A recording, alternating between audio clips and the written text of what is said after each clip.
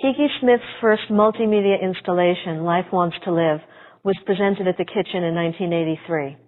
On cotton gauze, she painted sensational headlines and news items from the New York Post, reporting incidents of domestic violence, specifically of battered women who killed their aggressors in self-defense. Beside them, she showed CAT scans, X-rays, and readings of her cardiac and pulmonary functions, along with those of her artist friend David Wojnarowicz, produced while they beat each other up. To the sights and sounds of the body's internal processes under stress, Smith added Landsat photographs of the earth. A film loop of body parts and landscape imagery was projected onto a second set of panels. Smith recognized the tragic dimensions of these violent events, but she called these murders a life-affirming decision. Just from a purely biological standpoint, at a certain point, your body wants to live. Life Wants to Live raised the question, who takes responsibility for both our intimate and social bodies?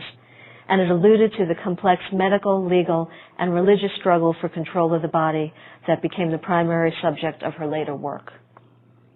From the perspective provided by 18 years since that powerful debut, Life Wants to Live can be seen as a preview of Kiki Smith's approach to her subject, as it reveals the components of a critical intelligence that has sustained one of the most remarkable careers in recent art. The Post headlines highlight the political and social awareness and commitment to change that underlie all of Smith's work. Readings of hers and David Wojnarowicz's bodily functions preview the aspect of her work for which she is best known, an exploration of the human body in its most intimate functions, and ultimately the body as a whole, as she gradually came to engage the formidable tradition of figurative sculpture. Finally, this exhibition, in its juxtaposition of images of the earth with ones of the body, provides an early view of Smith's characteristic balance of the global with the personal, and the ability to convincingly transcend the individual to express the universal. Our retrospective view gives us a glimpse of the story that Smith has created, the implied narrative her work suggests when it is looked at altogether. That story, in part, is her own creation myth, an engagement with the body as her focus of the religious, literary, and art historical tales that have governed the way we perceive our origins and being. While that myth has the overall form of a Christian creation story, traveling a path from abjection to redemption, it is important to understand that Kiki Smith's method is one of synthesis, incorporating elements ranging from ancient Egyptian and classical Indian to modern myths like that of Frankenstein, and including references to medicine and anthropology. After years of ruminating on death, Smith became interested in the subject of birth and its highly complex personal and political meanings. The artist began to create life-size sculptures of the body's organs and reproductive system, evoking both private acts and procreative hopes. At this time, Smith cast a womb in bronze. This swollen uterus, hinged on one side, opened to reveal its emptiness. It suggests a votive offering, presented with the hope of healing the afflicted body part. This disembodied womb serves as a symbol of the ongoing conflict over abortion rights.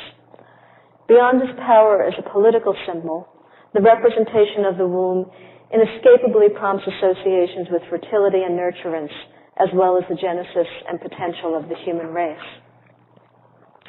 Smith does not flinch from subjects that society considers taboo. In several variations on a work that offers a more clinical approach to the often messy realities of daily life, she lined up 12 empty water cooler bottles, each etched with the name of a body fluid. They are blood, tears, semen, saliva, oil, milk, sweat, pus, mucus, urine, diarrhea, and vomit, in Gothic letters recalling early science. These fluids range from the life-sustaining to those associated with disease and death.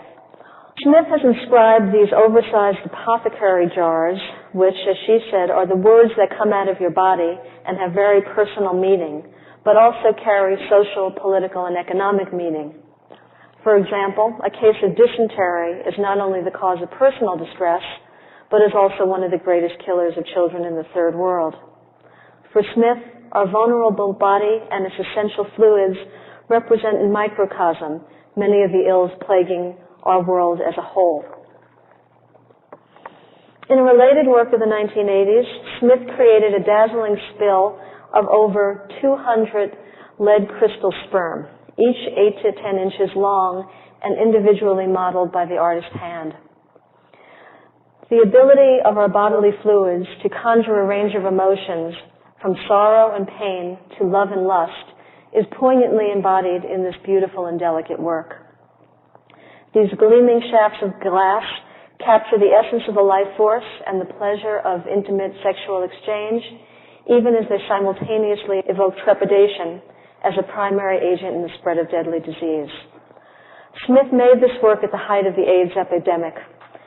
Part of her power as an artist lies in her ability to address highly charged social issues in a manner that is poetic rather than didactic, and her work as a whole may be characterized as more intuitive and deeply felt than. For a period of about 5 years following the death of her father, the theme of mortality pervaded Kiki Smith's work. Dominated in her early years both emotionally and artistically by her powerful father, his death seems to have released the artist's creativity while shaping the content of her work through his absence. In 1983, she made a poignant sculpture titled Hand in Jar, placing a latex hand covered in algae and floating in murky green water inside a common mason jar. The result is both morbid and curiously poetic. The disembodied part, decaying yet preserved, manages to evoke the mad scientist's laboratory, religious reliquaries, and a personal sense of isolation and longing for connection. The algae that grows on the soft, severed hand reminds us that life endures, and that the ongoing cycles of nature are, in the artist's words, contingent on death. In 1985, she exhibited Hand in Jar, along with an installation titled Speak to Yourself. In this work, Smith combined heavy wooden stocks used as an instrument of punishment and public humiliation for Christian offenders, with a wash basin and white cloth alluding to Mary Magdalene's compassionate washing of Christ's feet. Placed on the wall above this tableau, which so succinctly captured the contradictions within Christianity, Smith painted an articulated skull, joined with the Latin phrase, "It falls into ruin by its own weight."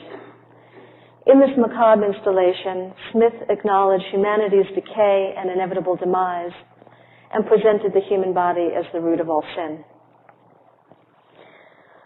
Smith's intense focus on death and decomposition spurred her creative compulsion to symbolically revitalize dead matter through her art. She refers to this impulse as her Frankenstein fantasy.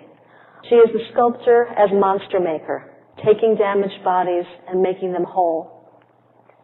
In this way, Smith has synthesized a perversely modern creation tale with the ancient biblical story, placing herself in the position of creator. The art historical counterpart to her Dr. Frankenstein-like fantasy is best expressed in her relationship to Cubism. Smith is troubled by the Cubist revolutionary shattering of the human figure and believes that one of her primary missions as a sculptor is to repair Cubism's fragmented forms. For this remedial creator, it is a mission as much psychological as physical, as she strives to metaphorically mend our fractured existence through the careful assembling of discrete parts.